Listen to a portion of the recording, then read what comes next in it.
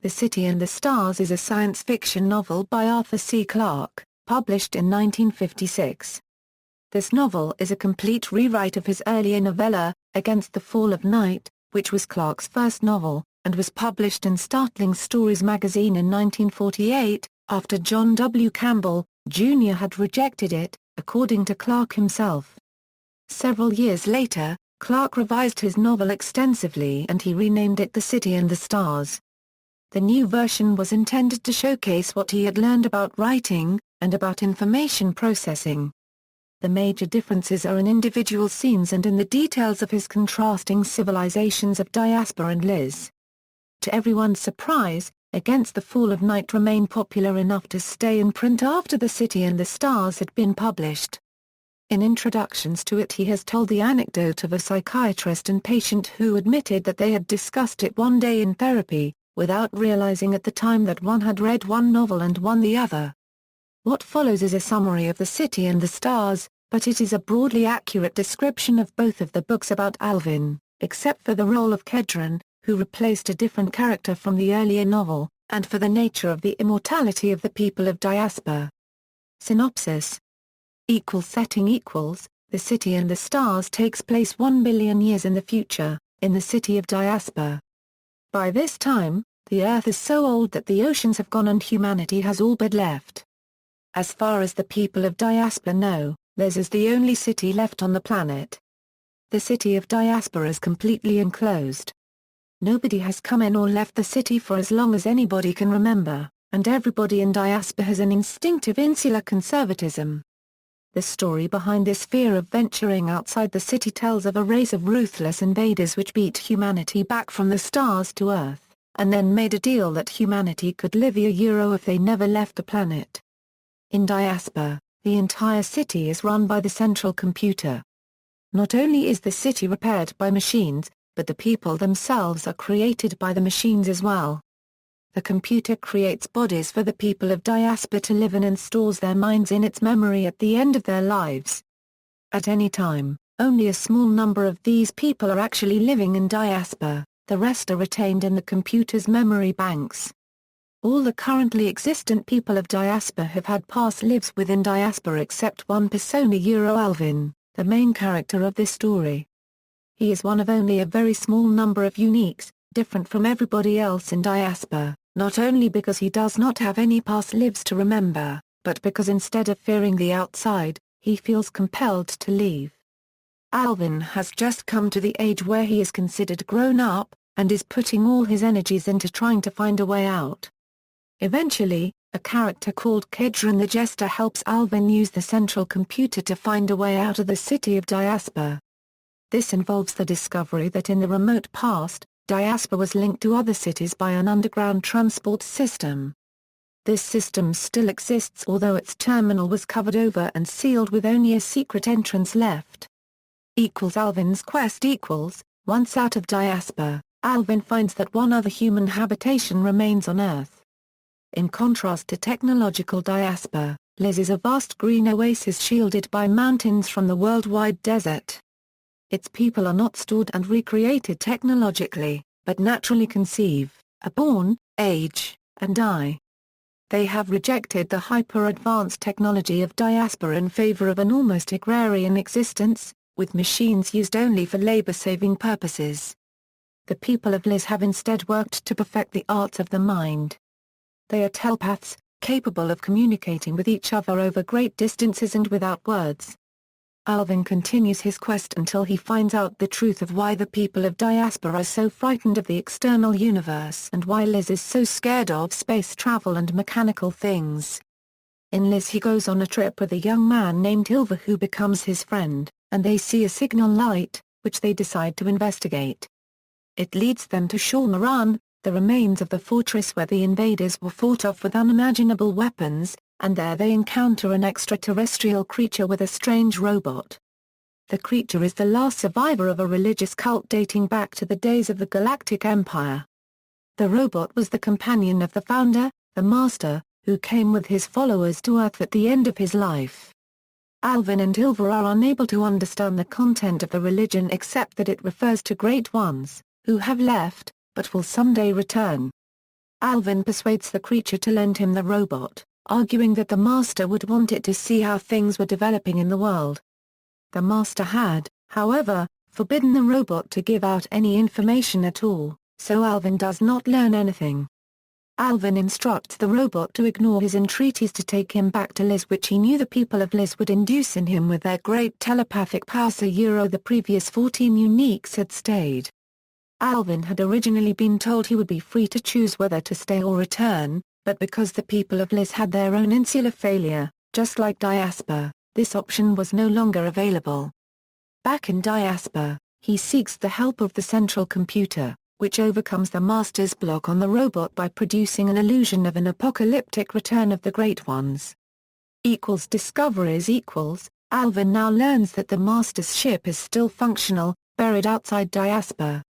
He manages to retrieve it, fetches Hilva from Lys, and travels into deep space.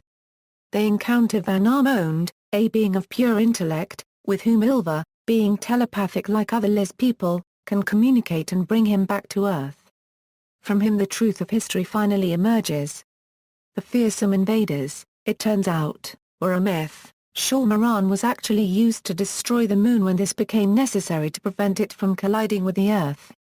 Instead, the people of Diaspar and Lys are the descendants of those humans who deliberately turned away from the universe in rejection of history's greatest scientific project, the creation of a disembodied intellect. The first attempt had created a powerful but insane being, the Mad Mind. The Mad Mind had devastated the galaxy and its civilizations before being imprisoned in a strange artificial star called the Black Sun. Van Armond is the second, successful experiment of the ancient empire, a being of pure intellect, immensely old, immensely powerful, able to move instantly to any point in Spatial, but entirely childlike and unsophisticated. Van Armond's ultimate destiny, Hilva realizes, is to battle the Mad Mind, when it escapes its prison at the end of time.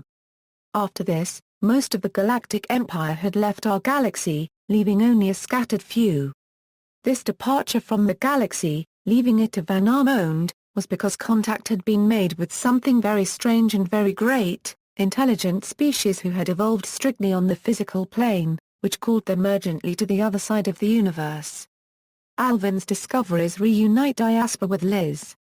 He then sends the ship, under the command of the robot, to search for the long-lost people of the Empire. He does not wish to search himself even if there are human remnants in the galaxy, they are probably decadent and he has work to do on Earth. Even the environment, he hopes, can be revived. A comparison of the two books, Clarke had assumed that the new version would simply supplant the earlier, but in fact a large number of readers preferred the earlier novel, and thus, rather unusually, both versions of the novel are in circulation with approximately equal popularity. Against the Fall of Night opens with a fragment, apparently originally written in isolation in 1935, in which all Diaspar has fallen silent and Alvin is called out by his father to see something in the sky. Alvin's father says he has only ever seen one other. It is a cloud. This scene dramatizes the desert at the end of time setting, but is not quite consistent with the detail that we are later told that Rawdon had never seen the stars until Alvin shows him the outside. In Against the Fall of Night, Alvin is the only child to be born in Diaspar for 7,000 years, and the people of Diaspar are described as immortal, but their lives appear to be simply extremely extended. The point is not very clear. In The City and the Stars, the people of Diaspar live an endless sequence of limited lives, being reissued bodies from the Hall of Creation and between lives spending long ages frozen in the memory banks. In both, Lys's rejection of the false dream of immortality is key to its break with Diaspar. In The City and the Stars, Alvin is a person who has apparently never lived before.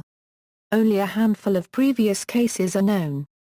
In Against the Fall of Night, Alvin is assisted in his search to leave Diaspar by Rawdon, the keeper of the records. In The City and the Stars, Rawdon is replaced by Kedron the Jester, whose duty it is in Diaspar to introduce calculated amounts of disorder from time to time and consequently has access to unusual places. But Alvin's success is really made possible by the tacit consent of the central computer. This had no real equivalent in Against the Fall of Night, showing the new possibilities created by computers in the post-war years. In the earlier novel, there are master robots, but they are multiple and do not seem to have the active supervisory role of the central computer. The central computer is not a single machine but the primary sentient artificial intelligence that oversees all the computing power in Diaspar. The central computer in Against the Fall of Night is merely a functioning computer demonstrating no self-awareness whatsoever. In The City and the Stars it talks and it has a definite personality.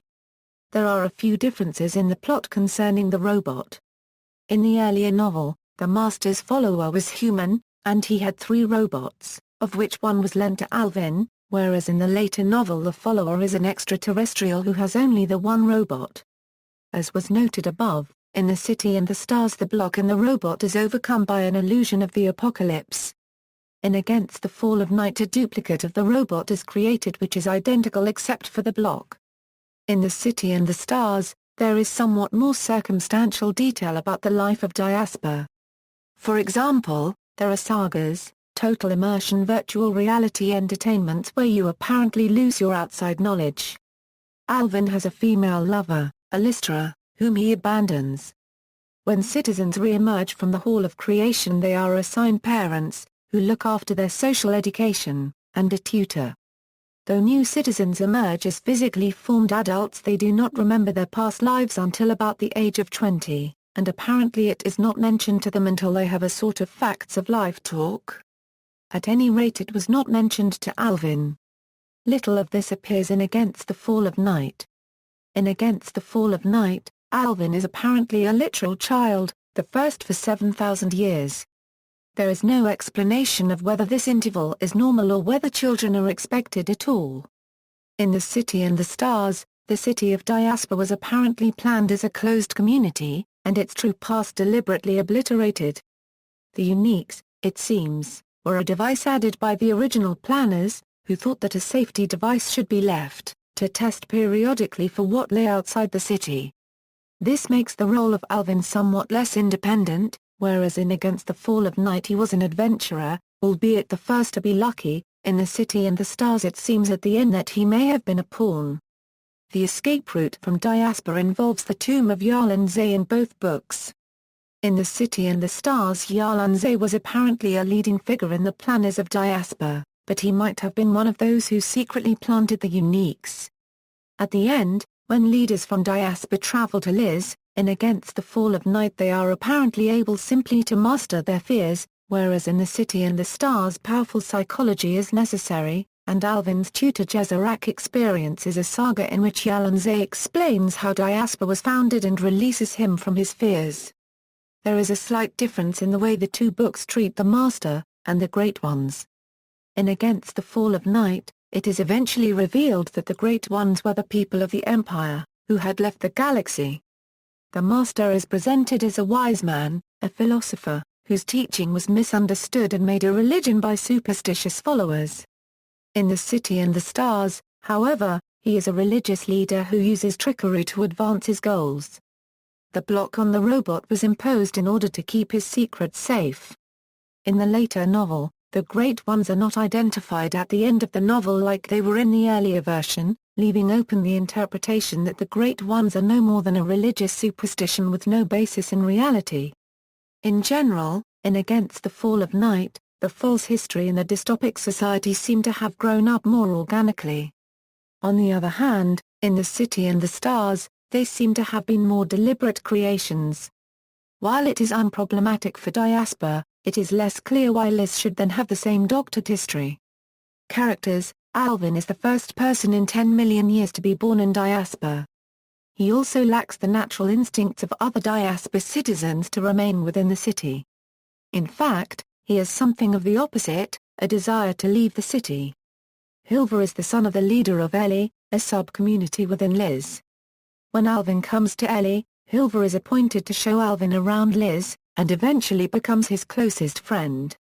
Jezarak is Alvin's tutor, and understands him more than anybody else in Diaspar. When Diaspar makes contact with Lys, Jezarak is one of the first people from Diaspar to leave the city for the first time in millions of years. Kedron is the Jester, a force for planned disruption of the city's comfort, thus preventing stagnation. Kedron helps Alvin at first but flees to the future when real disruption occurs. Symbolism. The characters and events of the book can often be seen as representations of certain ways of thinking, or times of change. Such characters are, Alvin, representing man's drive to explore, Jezerac, representing the wisdom, and fearfulness, of the average people of Diaspar. One such event that is representative in the book is when most of the people of Diaspar learn of the existence of Lys, and in panic, run to the Hall of Creation hoping to flee into the future, which shows how people often resent change happening around them. The final example is seen at the end of the book, when Alvin is looking down on Earth from space for the last time. He is looking down from above the North Pole and is able to see night from one side of the Earth, and daylight from the other. This illustrates that although one age has just ended, a new one is just dawning. Notable quotations and concepts. Here was the end of an evolution almost as long as man's. Its beginnings were lost in the midst of the dawn ages, when humanity had first learned the use of power and sent its noisy engines clanking about the world. Steam, water, wind all had been harnessed for a little while and then abandoned. For centuries the energy of matter had run the world until it too had been superseded, and with each change the old machines were forgotten and new ones took their place. Very slowly, over thousands of years, the ideal of the perfect machine was a that ideal which had once been a dream, then a distant prospect, and at last reality. No machine may contain any moving parts. Here was the ultimate expression of that ideal. Its achievement had taken man perhaps 100 million years, and in the moment of his triumph he had turned his back upon the machine forever. It had reached finality, and thenceforth could sustain itself eternally while serving him. In the passage above, Clarke describes the central computer that maintains Diaspar in an unchanging state, and refers to the end of all evolution and the apparent creation of a perfect society. Jezerac sat motionless within a whirlpool of numbers. The first 1,000 primes, Jezerac was no mathematician, though sometimes he liked to believe he was. All he could do was to search among the infinite array of primes for special relationships and rules which more talented men might incorporate in general laws. He could find how numbers behaved, but he could not explain why. It was his pleasure to hack his way through the arithmetical jungle, and sometimes he discovered wonders that more skillful explorers had missed. He set up the matrix of all possible integers, and started his computer stringing the primes across its surface as beads might be arranged at the intersections of a mesh. In this passage, Clarke describes the prime spiral, a method of graphing the prime numbers that reveals a pattern, 7 years before it was discovered by Stanislaw Ulam. Apparently, Clarke did not notice the pattern revealed by the prime spiral because he never actually performed this thought experiment. The fact that Clarke's protagonist was able to identify environmental issues within the fictional world illustrates Clarke's own attitude towards the issue. When Clarke moved away from his place of birth, one thing he commented on was the breadth of nature. Print History, 1956, The City and the Stars, Muller, ISBN, 1956, The City and the Stars, Harcourt, ISBN 0-15-118023-7, 1957, The City and the Stars, Corgi, ISBN 0-552-11219-4, 1968, The City and the Stars, Golanch, ISBN 0-575-00159-3, 1976, The City and the Stars, Signet, ISBN 0-451-06452-6, 1991, The City and the Stars, Spectra, ISBN 0-553-28853-9, 2001, The City and the Stars, Golanch, ISBN 1-85798-763-2. See also, Religious Ideas in Science Fiction. The book Beyond the Fall of Night includes a sequel by Gregory Benford of Against the Fall of Night. References